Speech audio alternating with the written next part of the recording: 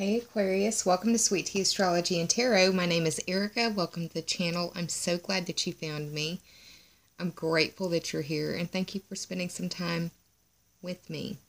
This is your May 2017 astrology video, but before we start talking about May, let's review what happened in April. The themes that the majority of us would have been dealing with in April would have surrounded the idea of reflecting, reevaluating, revising, and reconnecting with people. Some past loves, some valued people that you just lost contact with. This is because Venus went retrograde and was retrograde all of April. And it also has to do with Mercury going retrograde in April as well.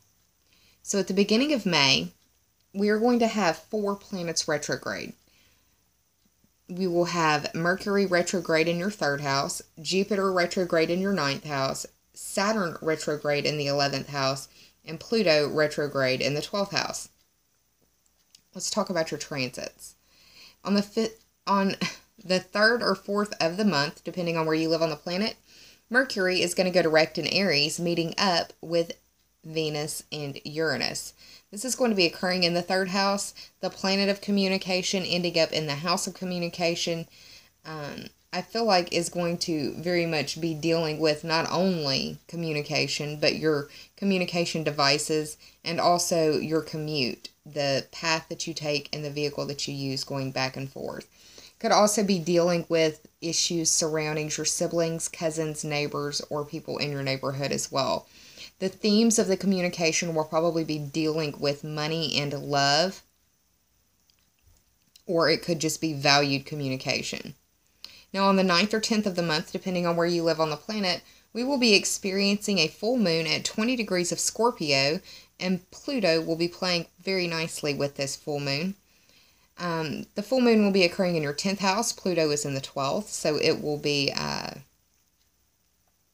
10th house energies, but maybe 12th house resonance, if that makes sense. Could be intimate, ambitious, or sexually charged energy. That 20 degree Scorpio Sabian symbol reads, obeying his conscience, a soldier resists orders. The Sabian symbols were created in 1925 by a clairvoyant named Elsie Wheeler, and they're used to symbolize 0 to 30 degrees of each zodiac sign on the astrological wheel.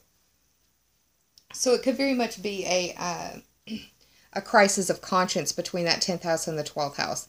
The 10th house is the house that I like to think of through the lens of William Shakespeare. He said all the world is a stage, and I like to think of the 10th house as the stage that you approach the world on. It's how the world knows you through your career, your status, and your reputation. It's also dealing with your authority figures in your world or your life, or authority figures in their field of expertise. It is also a house of destiny. And the 12th house is a house of limitation, repression, and karma. It's the house of self-undoing and secret enemies. It is the house of secrets and darkness. It is not emo darkness, devoid of light, hardest to see.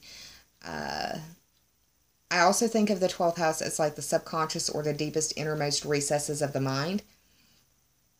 Also the dream state and the dream space. Now on the 16th or 17th of the month, we've got Mercury moving into Taurus, meeting up with the Sun in the 4th house, where you will be starting to feel or see progress in areas surrounding home and family or roots and foundations. It could be that there's a lot of talk or communication as well in the family or around people who you consider to be roots in your family. Could be a lot of talk about the structure of your family or the structure of your physical dwelling as well. On the 20th or 21st of the month, depending on where you live on the planet, we will have the Sun moving into Gemini, meeting up with Mars. This is in your 5th house, producing an energy that could feel very energetic, exciting, maybe aggressive, quick-paced, rebellious, and maybe revolutionary. That 5th house is the house of sparks. It's the spark of love, the spark of life, and the spark of creation. It is where you go to blow off steam and where you go to hang out with your friends. It's your social circles, the methods, means, and ways that you seek pleasure. It deals with falling in love and romance, the creation of your children. And it also covers your creative or artistic endeavors. Just a couple of days later, on the 24th or 25th, we will have a new moon in Gemini. And this is also going to be in your 5th house. A really good time for you to do some intention setting or some moon magic for a seed to be planted in that 5th house to where it can grow, especially if you put the work and the time and the energy, love, and nurturing into that 5th house seed that you plant.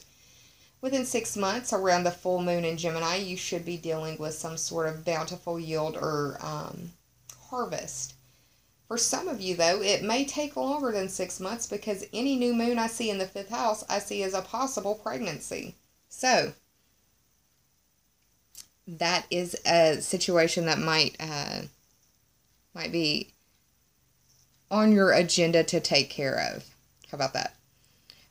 We have plenty of things in this modern world to, if you want to become pregnant, then by all means do. But if you are not looking to be a parent or for pregnancy, then do what you need to do to prevent that from even being an issue.